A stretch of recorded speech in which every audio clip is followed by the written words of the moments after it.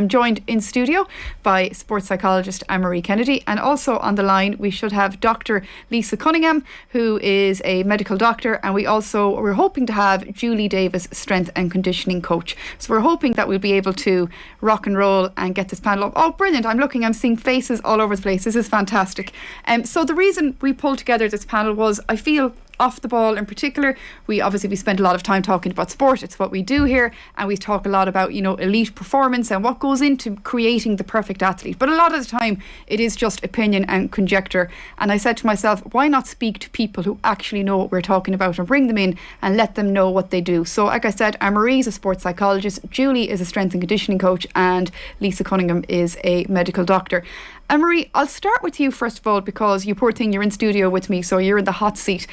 First question first, I suppose there are so many myths out there as to what a sports psychologist does, what they do, how they operate. Is it magic? Is it woo? Is it a guru? Is it unicorns? Is it hard work? How would you explain very simply what a sports psychologist is? Very simply, sports psychology is, psychology is the science of human behaviour. It's the study of human behaviour. Sports psychology then is the study of human behaviour in a sporting context. It's not magic. There is no unicorns, there's no magic wands. Our jobs are very tough. We have a very varied role, so we can, we come into a setup, and we can, fundamentally we're looking at positive mental health and well-being, and then it comes into proactive psychology, where you're working on systems, logistics. You're looking at the culture. It can go into dynamics, working relationships. You're there to help coaches. It goes into training environments, individual work, and then into competition time. But then also you have the reactive work, which is the performance challenges, the performance issues, and then down to subclinical, and then refer out for clinical. So it's quite varied. It takes a lot of training, a lot of education, and they say it's a science and an art. So the science of the evidence base and the research, but also the art in being able to apply all of that in real life settings with real life people. Is that all? Yeah, that sounds very simple. Julie Davis, you're a strength and conditioning coach as well, and you are the strength and conditioning coach here.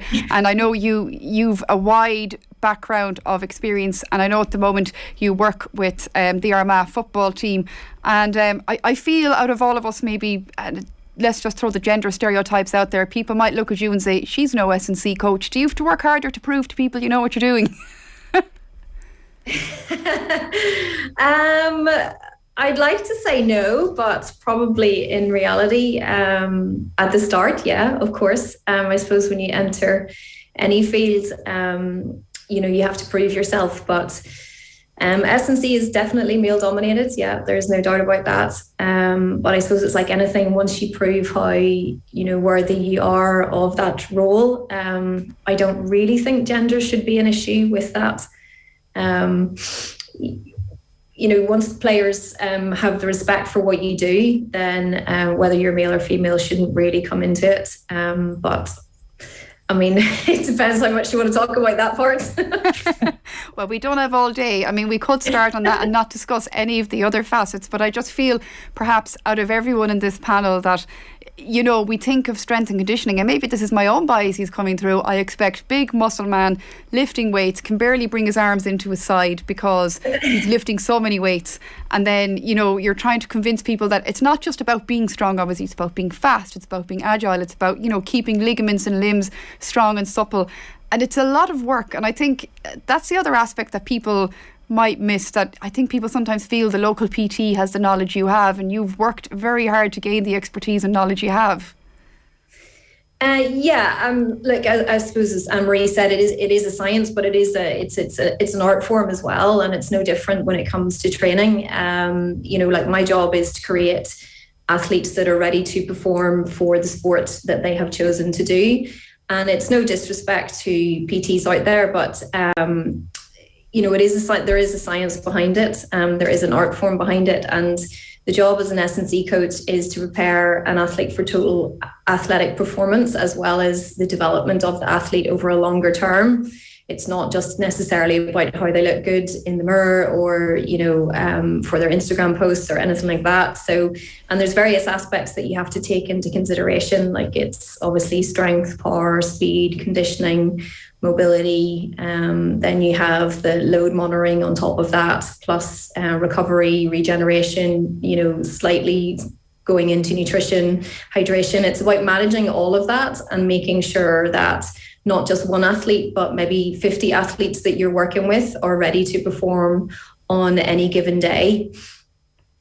We're talking about, you just mentioned Instagram, and it'd be remiss of me not to introduce Dr. Lisa Cunningham, because she's mad on the old Instagram. She has a fair big following going on there, but we're not going to be talking about influencing and all the stuff she does there today. You are a medical doctor, Lisa. Gurmila Magatsuk joining us this afternoon, and I know you're an emergency medicine consultant, and you're working with the Mayo ladies football team at the moment, and you're the person prowling the sideline wearing the Dochther bib, keeping people safe, or at the very least, if something happens, that you're there trying to help them out. And I think from what I know of emergency medicine and trauma medicine on football fields and all different sports, all athletes, doesn't matter the sport, doesn't matter the gender, they're getting bigger, they're getting faster, they're getting stronger, and therefore the stuff that you have to deal with is probably getting a little bit more complicated as well. Yeah, absolutely it is. And I actually just feel quite inferior to the other two, Connie, when they're talking about. I think I have the easy role, really, because like you said, it's just kind of really on the sideline that I am. But there is a little bit more of a background that happens in between the match days and even in the off season as well. But exactly what you were saying about it's just there's so much more injuries that we're getting within the female and the male groups that are definitely getting harder to treat. They're getting younger as well from the players' perspective, that they are getting injuries that we probably wouldn't have been seeing probably until they got to their 30s. But now we're getting to see like females with 2 ACL repairs in their 20s. We're getting to see the broken jaws in the females as well as the males. We're getting to see a huge amount more that we just have to be on top of our game, because at the end of the day, this is a sport that they're playing, but it's also their life. They also have a social life behind this. They also have a work life behind it. So any injuries that they get within the sporting grounds, we have to think of the background that they have. They still have to go to work, they still have to get their money, they still have childcare to do, etc. So yeah, they're getting definitely a lot more physical. There's quite a difference between the male and the female athletes. And for example, for concussions, we know that there's a lot more of a higher risk of getting more concussions within the females. That's biological and physiological, nothing got to do with just that the girls are more angrier or hitting each other more. There's a lot more of a harder rehab for the girls. There's a lot more of a longer period of rehab. There's more severe symptoms. And that has to be reflected in the management of it from the sideline, from being able to take them off quicker, being able to, get on other subs quicker. And I think that was good because the rule got introduced last year, although it's still kind of a little bit in limbo in relation to females, in relation to using the temporary subs for the concussions. So those injuries that we see, sometimes they actually have more of a direct impact on the females than they are of the males, because they're more significant for the females. That's really interesting. And do you think it's part of this as well, perhaps, that females are getting much more elite than they were, probably at a faster pace than men, because men had a head start on women, but they're there now. But perhaps, I don't know, is it the knowledge, the expertise, the information hasn't caught up with as quickly as how women have evolved in sport, Lisa, do you think, when it comes to these injuries? Or are we all still kind of trying to feel our way, men and women, because this professionalism in Ireland, really in all sports, hasn't really come in until the last maybe 10, 15, 20 years? Yeah, I definitely think it's the second point. I mean, the injuries that we're seeing now in certain sports, and I'd probably just be more au fait with the Gaelic sports, it's definitely not something that we would have seen probably in the last, 15, 20 years ago. You might have had an ACL repair that was done, but that would have been the end of your game. Now, there's one of the female Mayo ladies that's on her second ACL repair, and she'd hopefully be okay for League and Championship this year once the rehab. But that would never really have been heard of, that you get 2 ACL repairs in your 20s and you're still playing county football. So I think the last 10 or 15 years, the game has evolved so much that we're kind of catching up with the injuries and with the rehab that has to go with it. And I'm sure Julie knows that with the SNC, when they have all of the injuries, that they have to try and tweak things to go with it. And it's probably that we're just trying to catch up with it. The injuries that we see on the pitch, and I'm just going to say about the broken jaw, I mean, this is akin to what I see on a Friday and Saturday night in the emergency department, when you're kind of probably more used to seeing it from alleged assaults. I mean, jaw fractures in Gaelic football, I think, is an example of how much the sport has just evolved into being a lot more physical, into being a lot more tactical as well. in that, sometimes the tactics that are there might not be pulled off as well as they should be. So we have to involve ourselves a little bit more to know how to do these tackles safely. So you wouldn't have really gotten as much of them, or they wouldn't have been as more pronounced as they were 10, 15 years ago, as what we're seeing now.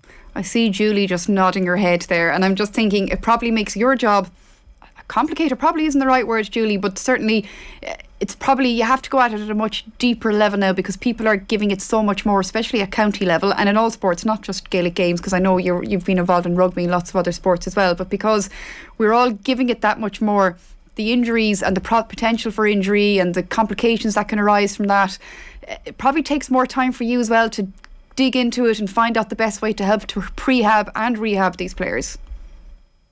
Yeah, I suppose with the just solely regard to the female aspect, I've never been fortunate enough to work with females. I've always worked with males, but looking at it from the outside, as the girls unfortunately don't probably get the same support services that the males get, and it's probably an important point in that. Those services should be given to the females to help them aid, obviously, and perform at a high level. And that means like investment, being able to pay the right people to be in there, particularly professionals like psychologists, sports psychologists, doctors, physios, S&C coaches, and been able to provide the females with that so that they have the chance to perform at that level that is needed in Gaelic games, because obviously the women's game has moved on as much as the men's game has.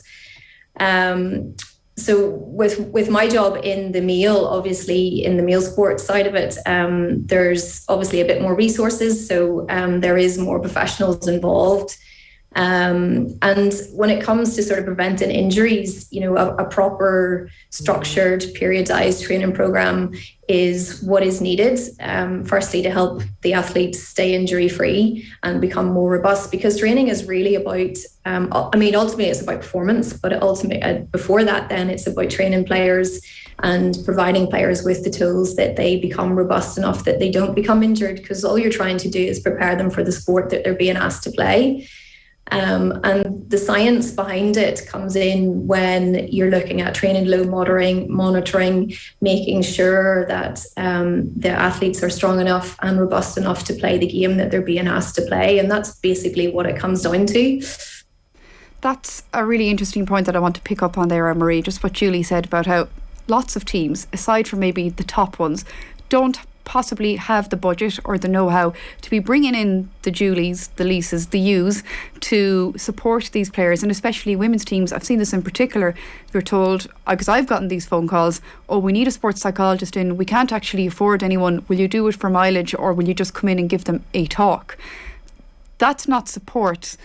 Well, they can't help it if they haven't been given the budget, but it makes your life very difficult when you get those calls, because you're probably thinking, I have tools to help these people, but I need the time and the expertise and the space to be given to do it. Yeah, it is. It's a big problem. You see that across the board with many women's teams. They are under-resourced. I have gotten calls, and it's good actually with the Camogie Association, where I think they have grants available for their sports science support staff once they meet certain qualification. Yeah, that's right, the WGPA grant for ladies football. So that's really good, and that's a really that's a good initiative. And I have worked under that initiative for some Camogie teams.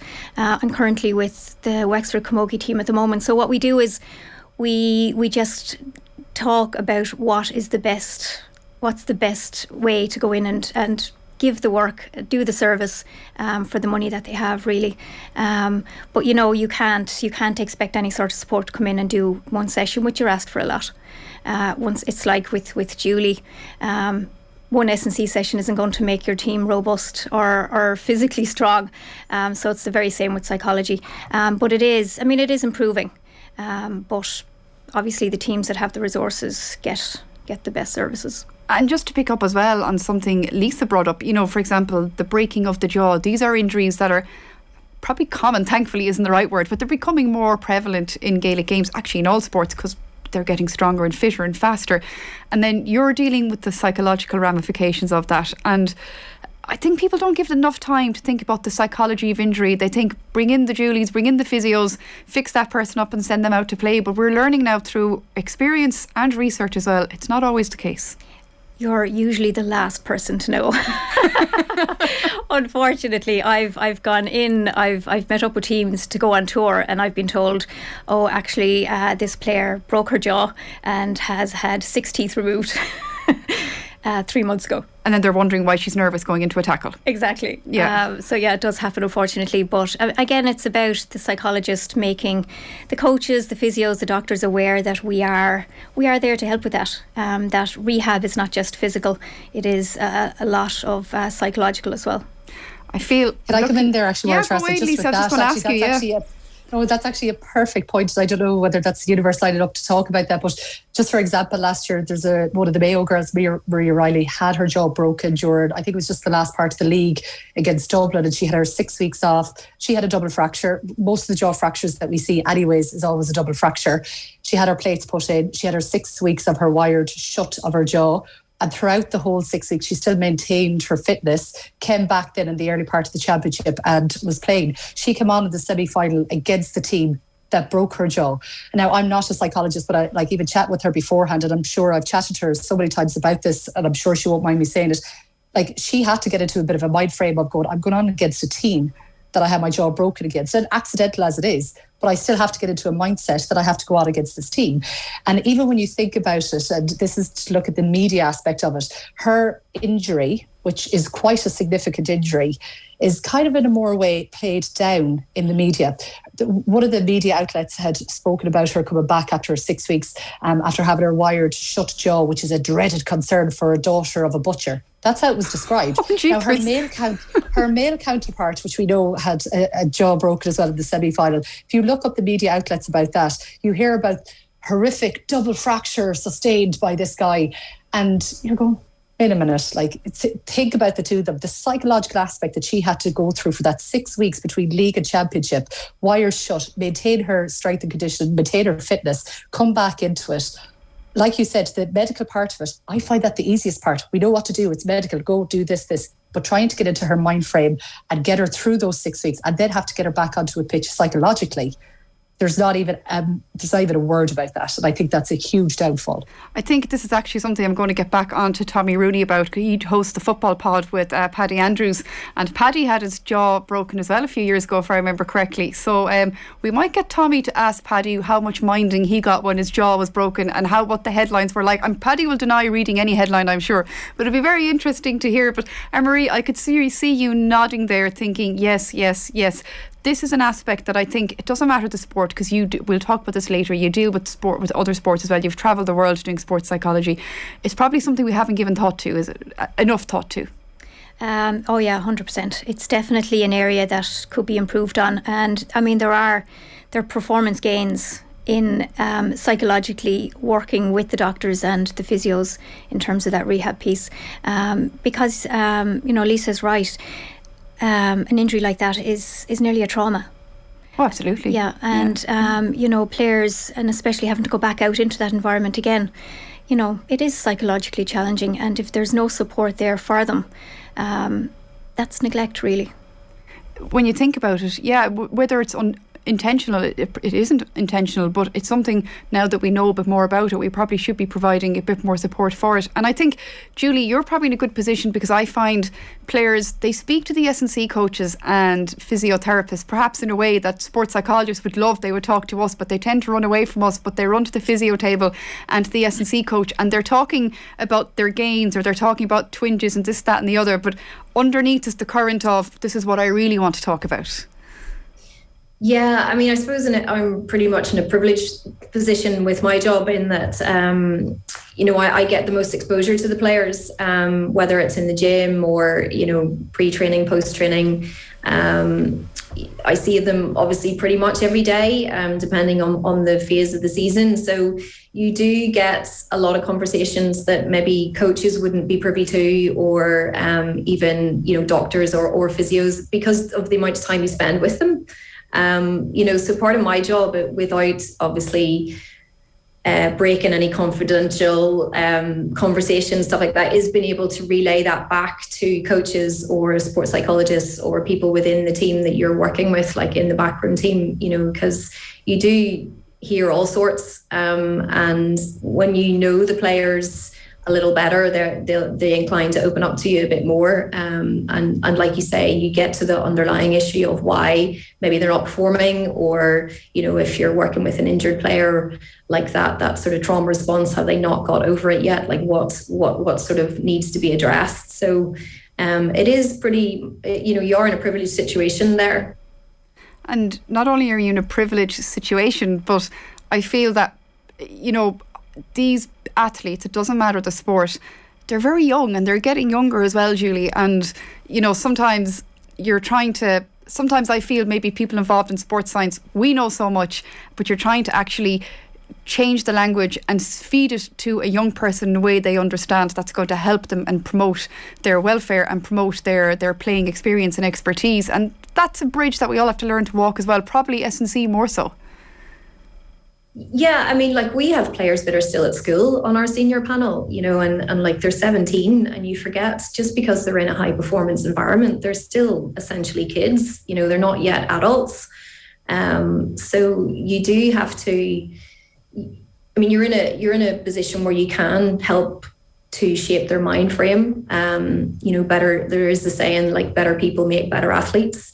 And you can influence their choices, their habits that they create.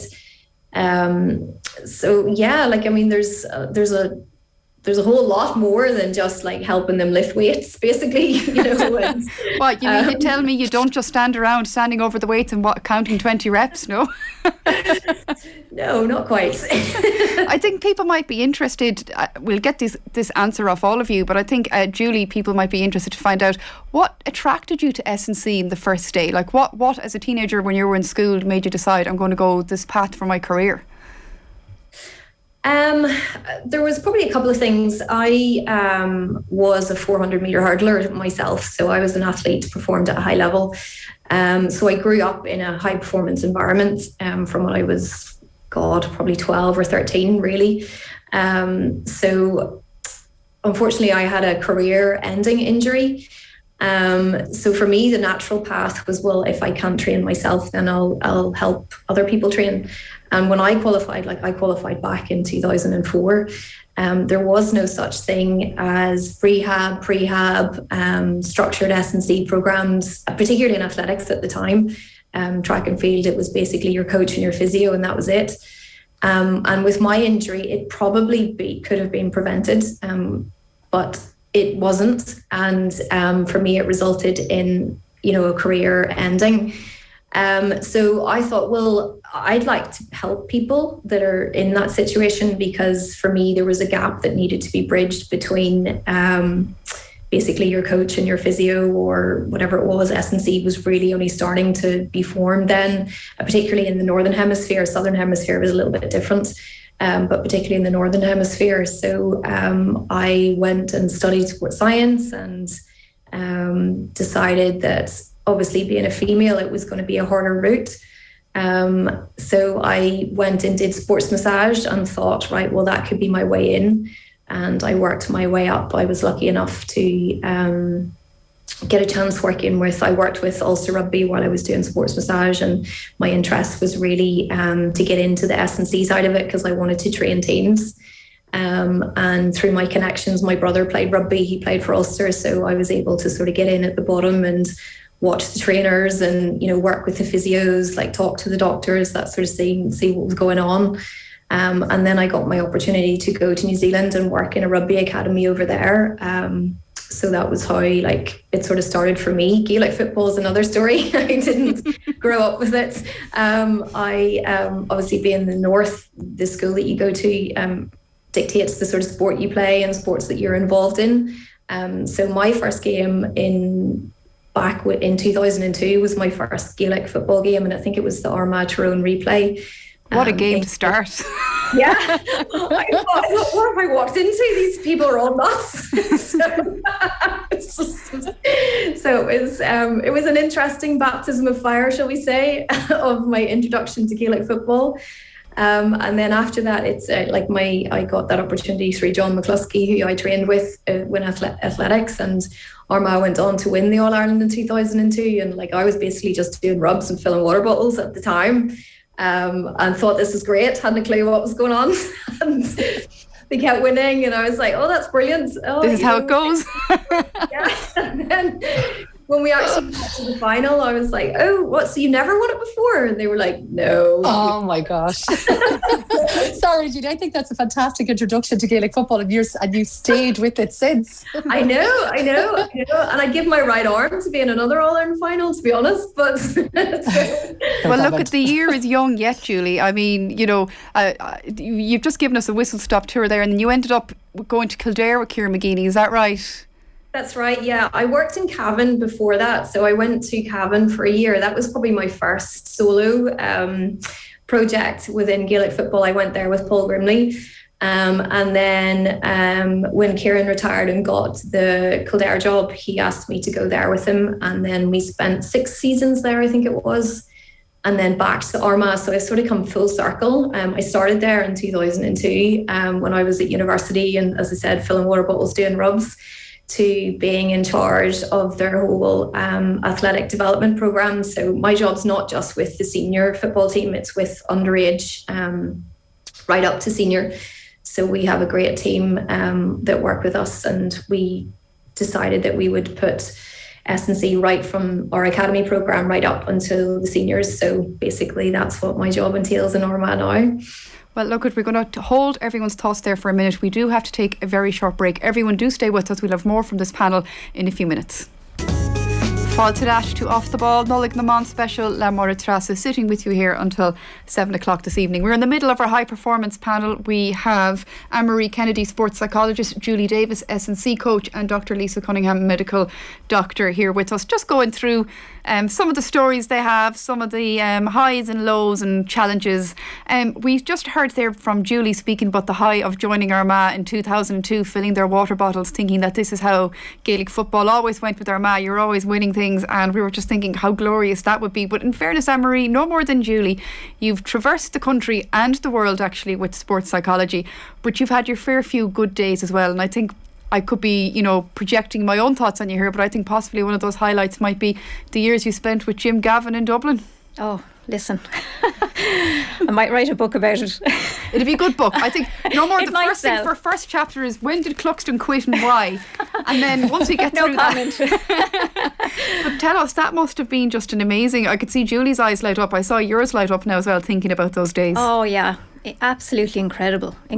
And actually, myself and my family, we sit down every few weeks and we think about when this happened, when that happened, and you remember this and you remember that, and you look back, and it's, as a sports psychologist, as any person involved in sport, absolutely amazing. I kind of liken it to Jackie Onassis when JFK died, and she referred to his legacy as Camelot. I think to me it has a very similar context. I hope I'm in an environment like that again, but I think it was a very, very special time. I started with them, kind of like Julie. It was a baptism of fire. I was absolutely dropped into the deep end. I was a very young sports psychologist, and I was actually teaching yoga at the time. So it was their strength and conditioning coach, Martin Kennedy, who had rang me actually on the way down from a game they had in Donegal on a bus late one evening, and he said he was looking for a recovery. Regime for the boys, and would I be interested in doing yoga, because I had specialised in sports yoga and yoga for golfers at the time. So I said yes, absolutely. Hadn't a clue really. I wasn't really into GAA, but my husband was a bad dub. So I remember my first session with them when I went in, and of course I hadn't a clue what to expect, but my husband, the last thing he said to me leaving was, "Do not F it up." No pressure. So but when I got in, I'd known of the Werner Brogans, and I remember Michael Dara being in front of me, and just like the size of the lads, and I'm tiny, like I'm only 5'3", So it was very intimidating. But I was, again, the more you're embedded and the more access you have, the better you're able to build those connections and those relationships. So, I was with them for nearly 6 years. And, Jim likes to keep everything in-house. So when he had realised that I was studying to be a sports psychologist, he asked, would I start working on that area, and what could I bring, and how might it help the boys, and the rest is history. What I find interesting about Jim Gavin, I've obviously only ever dealt with him on a superficial basis, and that was in my role here was with Off the Ball and other media organisations interviewing him. I always found him very courteous. I always found him very polite. I always found him that he was always, even if he wasn't interested, he pretended to be interested in me, and he'd always ask me, how are my studies going, how was I getting on? And I always felt that for me, working as a sports psychologist, I would have loved to work with Jim, because I got the feeling that he respected it as a science, that he understood it and let you go. Would I be right in saying that? Oh, yeah, 100%. I think one of Jim's great traits were, obviously he's a great leader. His organisation was second to none. I don't think I've never seen that level of organisation since. His planning skills, he had a vision, he had a philosophy. He was very interested in sports science. Anything that could help gain an advantage, he was researching it. I'd get emails and texts at midnight, have you seen this? And I'd get articles back with all his side notes, extremely detailed. Very, very detailed. But, I was the only woman in the setup. He didn't see gender. It was just about the people that were around him. What expertise can you offer, and how is this going to improve the squad? Very simple, really, when you think about it. There's no magic there or No. secrets. It's just, what have you got? What can I take? And what can we do to help each other? Absolutely. Yeah. Lisa, your role is slightly different in that, I know you do stuff during the week helping organise MRIs and scans and checking out people, but on match day you are on, you're sitting on that sideline hoping you're not called, but waiting to be called. And no more than myself, you love your county. It's a county I like to not speak too much of, but you love your county. And for you, I think there's an extra source of pride here that you get to this is your way to tog out for Mayo.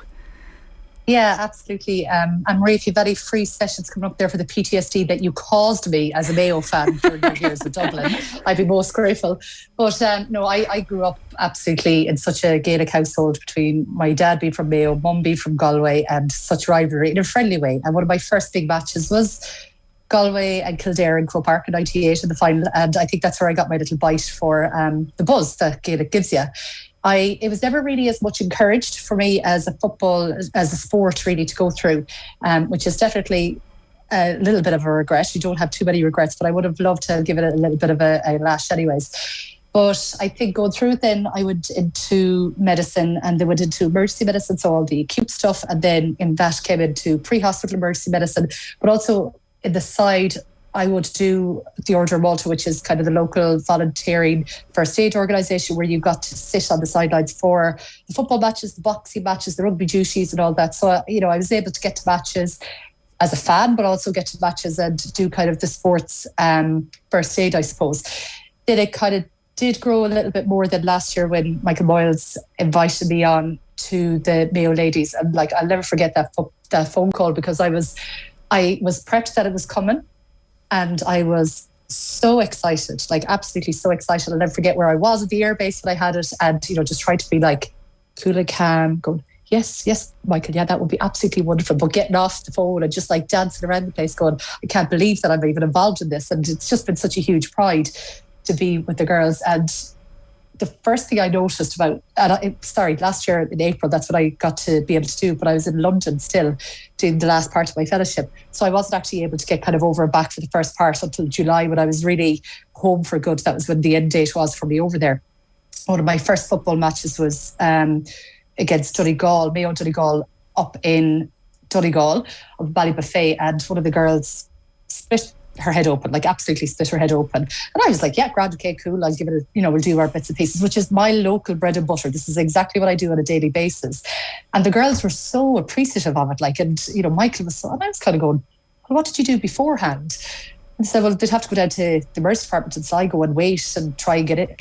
I'm like, oh my gosh, like, my skill set that I do every single day is actually very useful on the sideline. So, for that girl didn't need to go. She was actually going back down to Tipperary. I was well able to give her all the advice sheets, everything that she needed. I got her, done her treatment there, and then, and I was able to kind of tap into her then over the next few days, find how things were going. So I could see from the first offset, actually my use, my skills on the sideline versus what they didn't have beforehand was actually going to be a big impact. And that actually made it grow for me, because one of my biggest fears was actually falling on the pitch, which just sounds really stupid, but go out and fall Do on you the pitch. train, Lisa? Do you train how to run with the medical bag, do you? Oh my gosh, Jesus. I was talking to one of the girls during the week about this, and I tripped over a dumbbell, saying that I was afraid to fall on the pitch. And I tripped over a dumbbell while I was telling this to her. So I think I do need to have my wee little bum bag. But actually, I don't have a bum bag. I see everybody with the bum bag, and bum bags don't suit me. So I have a tactical leg bag. If you ever see me do, I have a tactical leg bag that's attached to me so that it won't bounce all over the place. So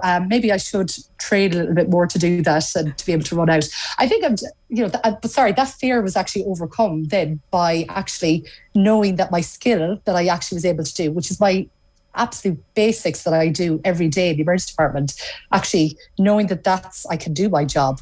So that fear kind of just kept. But it's one thing though, Lisa, doing that job in the emergency department. It's another thing to do it during a game when you've got a referee and players and people and supporters all telling you to hurry up and get it done and get the player off or get the player fixed and fix it all up. That's an extra pressure, isn't it? Come on, Máire Treasa. I do pre-hospital. I'm like, literally, the pressure for me is nothing. I can, and I work in a hospital with lots of other personalities that goes on. So pressure, that's nothing. That's a holiday for me to go out on the pitch and have that pressure is there, because I think the pressures that I deal with in the pre-hospital, like when it's coming to a road traffic accident or whether it's coming to a pre-hospital scene, versus on the sideline or going on to the pitch and having those extra inputs and your bandwidth being stretched. It's not a patch of what I do on every day. So maybe that's just a little bit of an extra that I can bring in from my own background. I don't feel it. My concern is just one person, and that's the person that's down injured and that's there, and everything else is white noise beyond it. But I'm very courteous, obviously, and respectful of there is a game still to be played. But should like a concussion be there, should the play need to be stopped, if there's a dislocated shoulder, we need to get the stretchers on, etc. I'd have no problem kind of saying that in a very definitive way.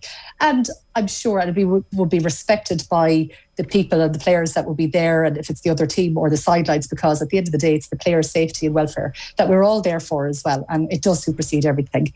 But no, not that pressure. This is a question now for all three of you. And it's something I know I've come across in various backroom teams I've worked on. It's that you have an educated opinion, an informed opinion based off your experience and your expertise about, we'll just say the word, a player. And then your opinion is going to put the cat amongst the pigeons, because you got to go to management and you got to say, I'm not sure this is the right course of action because A, B, C, or I think we should do this instead of what you're planning because of X, Y, Z. It's not always an easy job to do, because sometimes that information is not going to be well received. How many of you have had these situations? Though everyone looks at the floor. Julie, I see you nodding there. Go for it. I suppose for my job, Kieran and I have had whopper arguments over the years, and over even just daily training programs to fitness of players, of whatever. But that's just part and parcel of it. But he respects my opinion. He mightn't like it, but he'll respect it. Otherwise, we've had a few good whoppers. There's people around the country sitting in their cars now or listening to their Alexas going, oh my God, who is this woman who has a whopper with Kieran McGeeney, and how has she come out alive? How do these normally play out? He with Kieran, he, as I said, he mightn't like it at this time, but he'll go away and he'll think about it, and if he thinks you're right, then he'll take it on board. And that's the thing though, Anne-Marie, isn't it? At the end of the day, the manager's word is final. So just because you bring a notion or an idea or a concept to a manager, their word is final, and you mightn't like it, but you kind of got to lump it. Yeah, you do. And, I think that's when you have to get very creative about it. Tell us more. There's psychological insight here, ladies. You have to find another way of getting what you want. But, high performance sport is ruthless, and it's tough, and it's not for the faint hearted. You do need a thick skin. I remember Gary Keegan telling me years ago, just choose your work very carefully. And it's something that I have taken on board. You know, if somebody contacts me to work with them, I can smell trouble from a mile off, and I know what to stay clear of. But, you know, there's been times where fingers have been pointed at me in meetings. Who do you think you are, miss? Yeah. You know, what do you do? Oh God, it's really tough. But you have to separate the person from the behaviour and be a real psychologist, you know. And you have to understand that they're coming from a place of frustration. And yeah, people don't like to be told what to do. So you need to massage egos a lot. In order for the betterment of the players. And, you know, there's more than one way to get what you want, and you just have to be very creative about that sometimes. And that's kind of on normal training weeks, whatever, but actually, say on match day or on game day, it doesn't matter the sport, because you've worked with so many different sports and you've travelled the world with it. What's your role, say, on match day? What do you do? Match day is that's an intense day. You know, I suppose on match day, your first priority is you're just observing. You're watching everything. And that's one of the challenges that I suppose young sports psychologists struggle with, because it looks like you're standing around doing nothing. You know, the Julies have their job, they have their warm up, and the doctors are all preparing their kit and they're all ready, and the physios are doing the rub downs or whatever. And you're there just... I have felt that too. Yeah, I feel seen right now. Yeah. It's very hard. It doesn't sound hard, but it actually is, especially when, you know, all eyes are on you. Well, what is she doing? What are we paying her to do? She's just standing there, she's watching. But, you know, we call it, in the business, we call it collecting resources. So we're observing, we're making sure, you know, we're looking at the atmosphere in the changing room, we're looking at the, you know, the body language of the players, we're looking at different routines, we're looking at whether players are out of routine. You're calming down the management as well, because sometimes a very stressful day for them. So you're busy doing all that. You know, you'd have never seen me on the sideline at any Dublin game, to be fair, over the years. I was in the dugout, or well, no, I wasn't in the dugout, I was in the subs bench. Just talking to the players before they were getting on, making sure that they were prepared to go on. And if somebody was taken off unexpectedly or whatever, that you'd be there as well to have a chat. So yeah, no, it's intense, and you have to be very sharp. You're observing for the most part, but then when things hit the fan, you have to be ready to switch on immediately. And that's a skill in itself, isn't it? Knowing when you need to intervene and step back and observe. And then, as yourself and Julie found out, you know, when you got to bring these resources to management, but we learn, and I'm sure, Lisa, you're learning this as well, we learn when to bring these resources to management. We learn what time of day is best to send that email, for example, or to send that WhatsApp. And you're nodding there like you're learning this as well. Yes, yeah, or to know the voice note between myself and Michael Moyles, like the amount of voice notes. If you look back at our WhatsApp, it's just continuous voice notes. For me, I think it's probably a little bit more, it's easier, it's linear. I mean, either a player can play on, or I have to go and I have to get an MRI, I have to get this. So, you know, they can't really argue too much with it, but I do have to, you know, massage it a little bit. You know, if I know, and in my gut feeling, that this is probably going to be a season ending or, you know, like potential injury for this player, I can't let that go out yet. You know, I have to kind of build it a little bit between the players and also the player and also from management. But I find that I'm probably a small piece of a jigsaw. And at the end of the day, you know, that jigsaw is being put together by the manager, and they have lots of different inputs to get from everybody else on the team. But it is probably a little bit easier for me in a linear way, that I can say, I have to get this X, Y, and Z done. And they can't really come back and say, well, I prefer to do it this way because it's medical, this is the background. And I haven't had anything back from Michael to say, you know, can we do it this way? Can we push this a little bit more? He is so just, you do what you have to do, but keep me updated, which could be 2:00 in the morning, you know, to send that voice note or whatever it is. I feel S&C could be, and this is speaking generally, not just about your own role, Julie, but in general, I feel it's very susceptible to the team down the road are doing this, why aren't we doing that? Or I've heard X county is doing, you know, DEXA scans twice a year, why are we only doing one? Or why aren't we doing any at all? Or I've heard rugby's doing this, should we bring this in? I just feel my thoughts are that S&C in particular it can be rife with that, or it can be very difficult for the professional like you to bat off the notions. Yes, it can. I suppose for me, you have to be very strong in what your own philosophy is and your own training philosophy, and drawn on experience of what works and what doesn't work. Particularly when you're working with younger players who, unfortunately, Instagram is a big resource for younger players at the minute, and they see, X, Y, and Z doing, A, B, and C, and they want to do that. But, just giving them the knowledge of why it's not a good idea to do X, Y, and Z. Like, ultimately, when you're working with a team, you're looking at performance, and performance is very different from what you look like in the mirror. It's a byproduct, hopefully, of good training. But yeah, it is an industry that has been hit by that, no more than any of them. But, for me, it's about being strong in what your own coaching philosophy is, and staying true to that, and not getting sidetracked by some of the rubbish that can be out there, to be honest. Making sure that your program is well balanced, and that, over time, it doesn't happen overnight. I've worked in the industry a long time now, so it's taken me the guts of 15 years to put a good program in place, and just believing in that and knowing what works and what doesn't. And, yes, there's more and more information coming out there that you can bring in and adapt. But also, it's important that you don't get caught up in some of the nonsense that can be put out there. Yeah, the nonsense aspect. Marie, I think myself and yourself could probably fill a whole programme with just some of the nonsense we've seen and heard going on, and some of it actually was reflected on my own Instagram account. Some people were sharing some of their own experiences with me from various sports sciences, we'll put it that way, and things perhaps that would not be best practice. What are the stuff that comes to you regularly?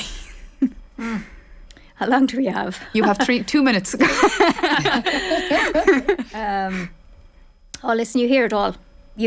And everybody knows that sports psychology is very unregulated, and I think we're probably where S&C was maybe about 10 years ago. Julie, you might remember, before it was accredited. There's no regulation, so you basically have anybody who thinks that they have an opinion on the mental game coming into teams, talking and doing things that are just, not evidence-based, but just on a whim. And it's very, very challenging for those of us that are qualified. But I've gone into setups and I've heard the horror stories of what so-called sports psychologists are doing in teams, and it's something that I'm very passionate about on my own social media, about just educating the public, educating managers and teams about what to look for in a sports psychologist, and I'll continue to do that until it's heard. I think it is getting heard a bit more, but I just feel that I think the big issue is, first of all, the professionalism has grown so quickly that perhaps experience and expertise hasn't caught up with it yet, but also, people don't know the difference between maybe a motivational speaker and an actual sports psychologist. So you have about 20 seconds. What should people be looking for? Well, they're looking for somebody who, first of all, is educated. So ideally, you're looking for a degree in psychology. You're looking for a master's accredited in sports psychology. And, there's no accredited sports psychology masters in the Republic of Ireland. The only one is up in Belfast. I'm lucky I did my training through the UK, so I have a lot of education and training there. But you're looking for somebody that has been trained, has a mentor, has a network, so that they're able to talk about things, and there's a support there for them. But there's no pathways here yet. And CORU, which is the organisation to regulate, they're pretty slow for psychology. So we're waiting for that to come in, and that will hopefully be very clear about who is and who isn't a sports psychologist. Well, may your sporting years ahead, ladies. Lisa, may you not have to run out into the sideline and worry about falling over. Julie, may your teams stay fit, strong, supple and happy. And Anne-Marie, may the teams you're working with, I know you're working with a hurling team this year as well, hopefully wishing you all the best, and that you're able to sit on your hands during match day and not feel judged like you're doing nothing while you're collecting your resources. Working very hard. Working very hard. We all work very, very hard. Do you know what? Working in a backroom team is a unique and a really privileged position, and it's great fun, but it's really hard work. I think you guys have given us a window into how it's done, what to look for, and I'd love to have you back again and talk a bit more about it, because I think it fascinates people at home to know what goes on behind the cameras and the radio microphones. It's been really good fun. I'd love to have you for longer, but I can't. But in the meantime, I hope you all have a very good sporting year ahead of you. Stay tuned, guys. We've more coming up on Off the Ball after the news.